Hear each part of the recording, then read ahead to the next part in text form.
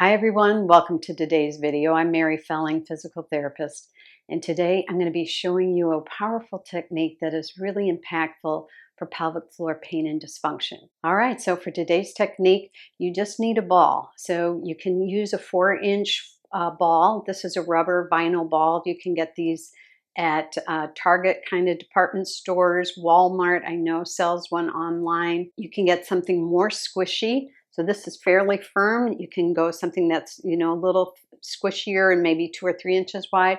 And some of you will be able to use a tennis ball. It all depends on the surface you're going to be on. And because the firmer the surface, probably the more squishy of a ball you want to use. The softer the surface, like if you're going to do this on your mattress on your bed, or maybe a very soft cushiony couch, you'd want something a little firmer. So decide what you need, and during the first time you do this, you can kind of go back and forth with whatever firmness of ball you're using, but keep them all around so you can change as you need. I'm going to go with this because I've done this technique, and I'm going to be on a firm massage table, so I know that this ball and this ball are far too much for me because I am a little sore where we're going to work. So I've got more of a squishy ball. All right, so here's the technique. Whatever surface you want to lie on is fine. You can do this on a floor if you want. I would start with a very, very squishy floor and not a tennis ball if you're a very, very squishy ball, and not a tennis ball if you're going to start on a hard floor. So you're going to lie on your side. You can lie on your left or right side, doesn't matter. You're going to lower down, and you're going to find the pubic bone. So the pubic bone is that last bone. It's about find your belly button and then go straight down until you find a hard bone that goes across. It feels like maybe 4 or 5 inches wide. The taller you are, the bigger you are. Like men are going to have a much wider and longer pubic bone than women. But you're going to go just above that that pubic bone. That's where your ball's going to go. So place it there. And then you're just very slowly going to roll over onto it. Your hand goes behind you. And then very slowly you lower your weight. So for me, I can feel this. It's not painful. But what you want to do is find a tender spot or a tight spot. So you're just going to kind of move a little, shift your body to the left or right, and sometimes you only have to move a 1/2 inch before you feel a tight or tender spot. So I've already found a tender spot. I can actually feel it radiating up a little bit towards my rib cage. And I'm going to go over to the left. What you're on is called the pelvic floor fascia. It's a plane of fascia that runs from the front of the body to the back.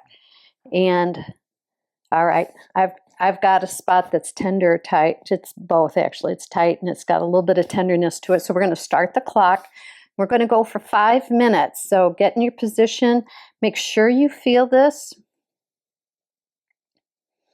And the way you know it's too much, if you're lying there and you're tensing because of the pain, or maybe you're holding your breath a little bit, that's too much pressure.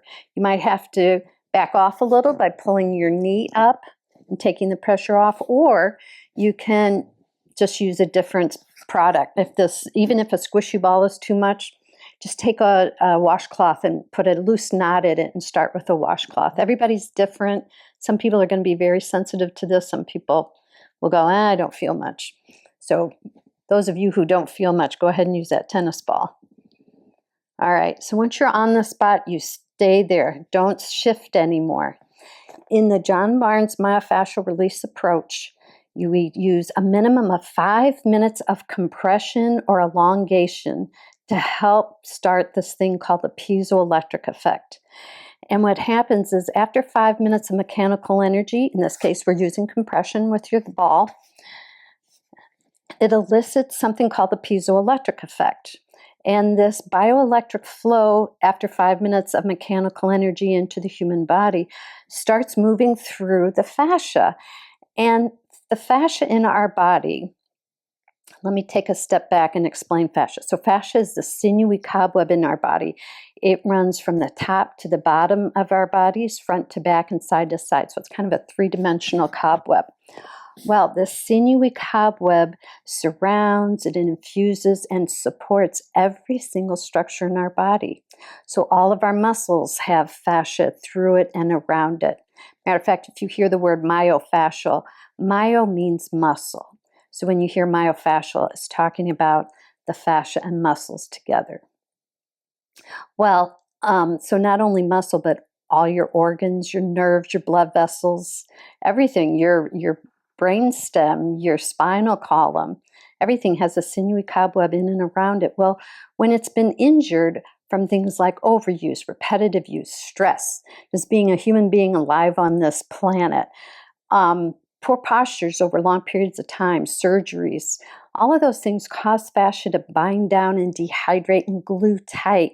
And when it does, this is called a myofascial restriction. Well, these myofascial restrictions can place up to 2,000 pounds of force per square inch, whatever it's on. So these are all pain-sensitive structures, the muscles and nerves and blood vessels, organs, etc. So when you get a myofascial restriction that's creating this incredible pressure, it becomes painful in that area, and it also becomes immobile. So the way you find those myofascial restrictions is just what we just did now. Find the spot that's tight or tender. That's your fascia telling you, and your muscles telling you, and your tissues telling you, ow, I have a myofascial restriction here, among other things that might be there. So minimum of 5 minutes. You can stay there 7, 8, 9, 10 minutes. It won't injure you. It's just the minimum is 5 minutes. And so for today's purposes, we're just doing 5 minutes.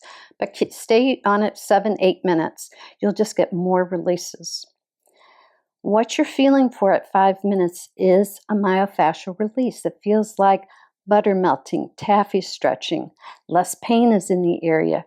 You feel softer. You feel like, oh, I feel like I went further. I went deeper over the ball. The ball is pressing in further. Yeah, because some of the fascia is starting to let go. So we're working here to help the pelvic floor. How is that possible? Well, remember I was telling you about the fascia as a whole body piece of material? The fascia is made from one piece of material too, just like my grandmother knit scarves from one skein of yarn. So all the fascia through the pelvic floor muscles, the pubococcygeal muscles, all the muscles of the rectum and through the bladder, all of those have the same fascia that's right here in this pelvic floor plane of fascia. So when we release here, we release through the entire fascial web, and that's how you release down into the lower pelvic floor. Kind of cool, right? All right, so we're in this last minute here. Again, please feel free to stay here longer.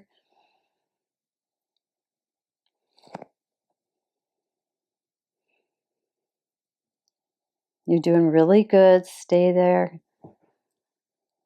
Keep breathing, soften. Make sure you're relaxed over that ball. All right, so I'm going to stop here at the 5 minutes. The rest of you feel free to continue going, or if you feel like, oh, that was enough, I need to stop, listen to what your body's telling you, go ahead and stop.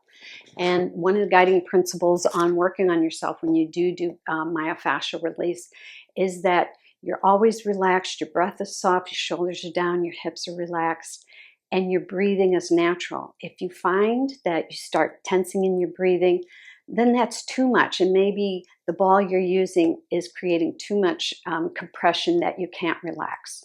Because if you're not relaxed, you're just fighting the work that you're doing. So that's why it's so important. That's why I'm impressing upon you the need to stay relaxed. Do this for 14 days in a row, like all of your myofascial release exercises.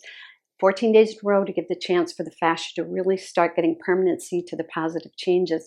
And then after that, you can do it 2 or 3 times a week to maintain those. Thank you for joining me today. If you haven't already, I invite you to subscribe to my channel here. You will be notified every time the next video is uploaded, so you can continue taking care of yourself, working on those other areas that you feel need some attention, so you can live that healthy, pain-free lifestyle that you deserve. You can be better. You can get better. I promise you. Keep it up. Keep working on yourself. Don't give up. Thanks for joining me again today, everyone. I'll see you in the next video.